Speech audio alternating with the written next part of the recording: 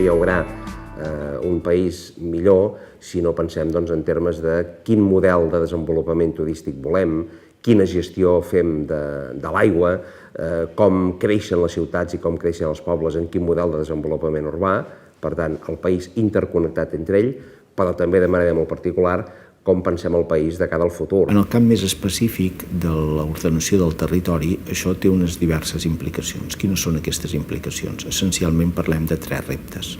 Primer, el repte de com aconseguir aturar la dispersió de l'urbanització sobre el territori.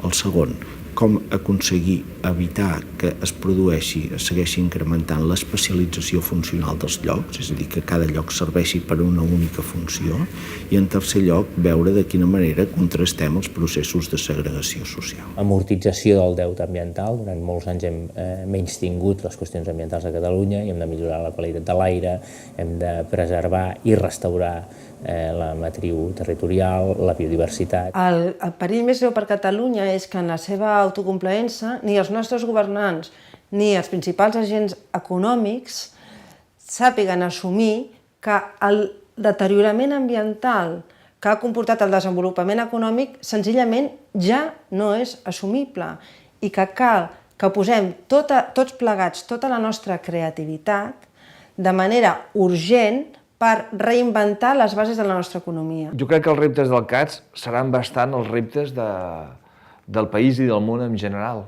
La tasca del CATS és una tasca enormement positiva i que cada vegada va sent més valorada pels diferents departaments del govern de Catalunya.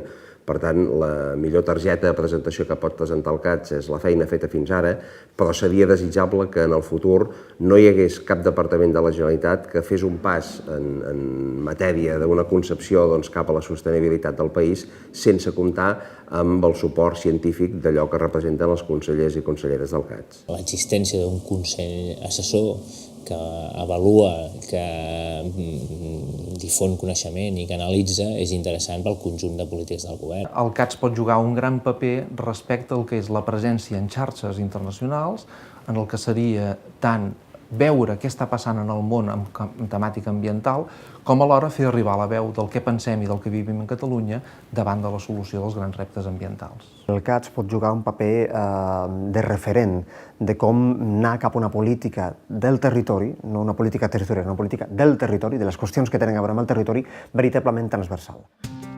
Quan parlem nosaltres d'una difusió de la cultura de la sostenibilitat, el que estem dient en el fons és la cultura perquè els homes i les dones siguin més feliços. El món de la política molt sovint es treballa a aquells anys vista. Nosaltres crec que hem de tenir una visió a més anys vista. Per tant, el nostre èxit serà si el futur és adequat. La mirada curta és el pitjor que ens pot passar. No podem pensar a Catalunya com serà l'any 2010, perquè l'any 2010 és l'any vinent, sinó que l'hem de preparar per l'any 2025, per 2050, per les noves generacions.